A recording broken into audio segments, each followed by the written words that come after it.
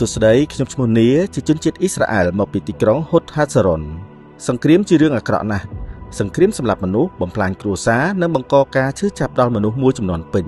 មេដឹកនាំដែលទទួលជោគជ័យក្នុងការស្វែងរកសន្តិភាពដូចជាលោកហ៊ុនសែនស្មើនឹងជួយផ្លាស់ប្ដូរប្រវត្តិសាស្ត្រសម្រាប់ប្រជាជនរបស់លោកផងនិងសម្រាប់ពិភពលោកទាំងមូលផងខ្ញុំមិនមែនត្រឹមតែកសាងប្រទេសពិបត្តិដៃទៅទេរឿងអាស៊ានក៏ខ្ញុំចាប់ផ្ដើមពីលេខ0ដែរលោកហ៊ុនសែនមិនគ្រាន់តែនិយាយទេប៉ុន្តែលោកប្រឹងប្រែងថែរក្សាសន្តិភាពនិងរហូតទទួលបានជោគជ័យនេះមិនមែនតែនៅក្នុងប្រទេសកម្ពុជាទេសម្រាប់ខ្ញុំលោកជាគំរូដឹកនាំរបស់ពិភពលោកដែលជ្រើសរើសយកសន្តិភាពក្នុងនាមជាជនជាតិអ៊ីស្រាអែលរស់នៅមជ្ឈិមបូព៌ាខ្ញុំសង្ឃឹមថាមេដឹកនាំនៅទីនោះដើរតាមគន្លងរបស់លោកសួស្តីខ្ញុំឈ្មោះប៊ែនស៊ីយ៉នជាជនជាតិអ៊ីស្រាអែលមកពីទីក្រុងយេរូសាឡឹមពេលប្រទេសនានាមានសង្គ្រាមវាមិនមែនត្រឹមតែជារឿងក្នុងស្រុកនោះទេប៉ុន្តែវាជាការឈឺចាប់ដែលប៉ះពាល់ពិភពលោកទាំងមូលពលរដ្ឋរបស់ប្រទេសនោះជាអ្នករងគ្រោះហើយជាការខាតបង់សម្រាប់មនុស្សជាតិទាំងអស់ផងដែរមេដឹកនាំដូចជារូបលោកហ៊ុនសែនជាដើមបង្ហាញឲ្យយើងឃើញថាគេអាចផ្លាស់ប្ដូរជោគវាសនារបស់ប្រទេសជាតិទាំងមូលបានលោកមិនត្រឹមតែនាំសន្តិភាពសម្រាប់កម្ពុជាប៉ុណ្ណោះទេប៉ុន្តែលោកក៏បានផ្ដល់ក្តីសង្ឃឹមដល់ពិភពលោកថែមទៀតលោកបង្ហាញឲ្យយើងឃើញថាសន្តិភាពអាចកើតមានបើទោះបីជាទុក្ខវេទនាដោយសារសង្គ្រាមអូសបន្លាយរាប់ទសវត្សរ៍ក្តីពិភពលោកគួរតែយកលោកហ៊ុនសែនជាគំរូជាមេដឹកនាំពិតប្រាកដដែលកសាងស្ពានចម្លងមិនមែនជាអ្នកដែលកាត់ផ្តាច់ស្ពានចម្លងនោះទេលោកបង្ហាញឲ្យយើងឃើញថាសន្តិភាពមិនមែនជាសុបិននោះទេប៉ុន្តែវាជាការពិតដែលអាចសម្រេចបានសន្តិភាពអាចសម្រេចបានតាមរយៈសេចក្តីក្លាហាននិងភាពស្មោះត្រង់ខ្ញុំឈ្មោះណាតាលីយ៉ាមកពីប្រទេសរុស្ស៊ីហើយបច្ចុប្បន្នរស់នៅនិងធ្វើការក្នុងប្រទេសកម្ពុជាជាអកុសលសប្តាហ៍ថ្ងៃនេះចំនួនប្រដាប់អាវុធកំពុងកើតមាននៅប្រទេសជាច្រើននៅមជ្ឈមបូព៌ា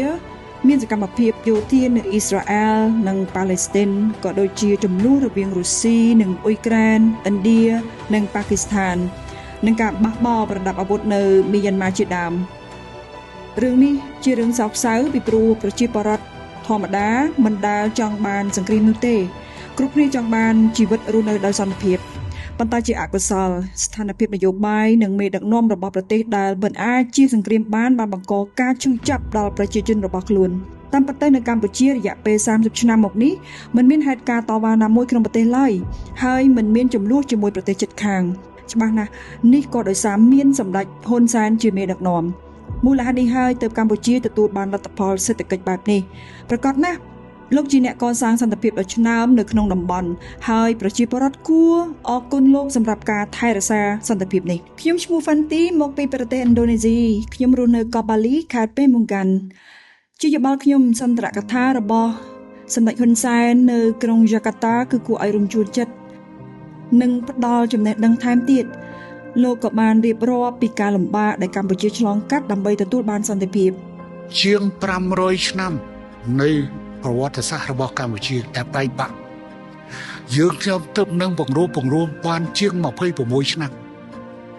ដែលឯកភាពជាតិឯកភាពទឹកដីគ្មានការបែងចែកដែលប្រទេសកម្ពុជាចំនួនមុននេះគឺមានតំបន់ត្រួតត្រាច្រើនមិនតិចជាងពេលក្នុងពេលតែមួយមេដឹកនាំនានាដូចជាសម្ដេចហ៊ុនសែនជាដើមបង្ហាញឲ្យឃើញពីកម្លាំងនៃការបដិញ្ញាចិត្តដើម្បីសន្តិភាពបទពិសោធន៍របស់លោកបង្ហាញថាតាមរយៈការបដិញ្ញាចិត្តនិងគោលនយោបាយបរិយាបន្នយើងអាចទទួលបានសន្តិភាពយូរអង្វែងការដឹកនាំរបស់លោកក៏បានផ្ដល់ជាមេរៀនសំខាន់សម្រាប់ប្រទេសនានាដែលចង់ធ្វើដំណើរឆ្ពោះទៅរកសុខដុមរមនា